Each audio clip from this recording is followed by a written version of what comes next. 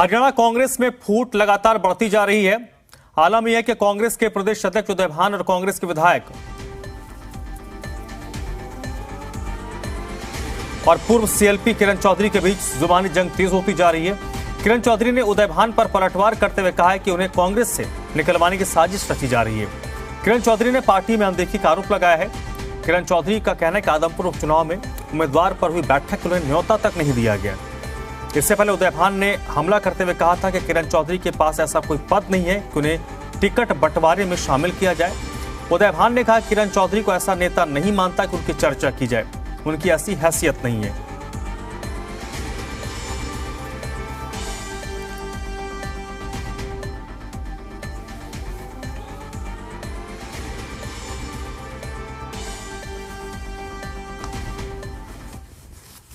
किरण चौधरी को कहा है जयप्रकाश जी ने, जहाँ तक किरण चौधरी कहती, किरण चौधरी की तरह के हमारे पार्टी में ये सारे जो स्टार प्रचारक हैं तकरीबन हैं, और किरण चौधरी मैं अपने आप से उसे कोई इतना बड़ा नेता नहीं मानता कि जो किरण चौधरी के बगैर ही नहीं होगा।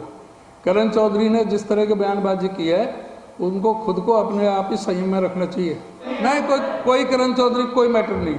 मैंने बता दिया ना कि किरण चौधरी का कोई नहीं, अगर उसको कोई तकलीफ है वहां जाके बताए। ये किसी और का काम नहीं होता, तो किस तरह से जोड़ना है, किसको बुला के जो है सलाह मशवरा करना है, सबको बिठाओ, सबको मिलाओ, ये काम पार्टी अध्यक्ष का होता है, किसी और का नहीं होता।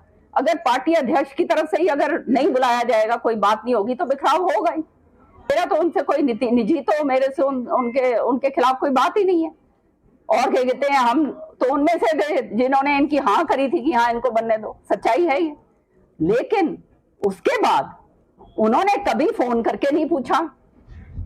हमारा संगठन बनाया, अभी संगठन के लिए मैं आज के दिन कुछ भी ना हो, एमएलए तो हूं, मेरे से इतना तो पूछा जाना चाहिए था कि भाई कौन आपके डेलीगेट बनेंगे। विनोद लांबा इस वक्त मेरे साथ जुड़ चुके हैं, हमारे हरियाणा के डिप्टी एडिटर। विनोद, कांग्रेस में जो कुछ दबा छुपा था अब तो खुलेआम हो चुका है और उम्मीद की जा सकती है, माना जा सकता है कि आने वाले दिन में और आरोप प्रत्यारोप होंगे। देखिए, किरण चौधरी का जो मामला है धर्मराज, इस मूवी के पीछे स्क्रिप्ट देखें और कहां से शुरुआत हुई है।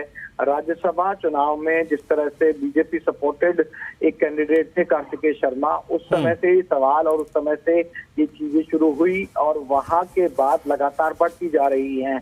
निशाने पर प्रभारी भी रहे, निशाने पर किरण चौधरी भी रही और लगातार आरोप प्रत्यारोप का दौर चलता रहा। इस बीच आदमपुर उपचुनाव आ गए, लिस्ट में नाम जरूर आया, लेकिन लिस्ट में नाम के बावजूद भी किरण चौधरी लगातार सवाल उठाती रही। और दूसरी तरफ से अगर हुड्डा या फिर उदय भान के ग्रुप की बात की जाए, ये आरोप लगते रहे कि तवज्जो नहीं दी जा रही है और कई चीजों में शामिल नहीं किया जा रहा है।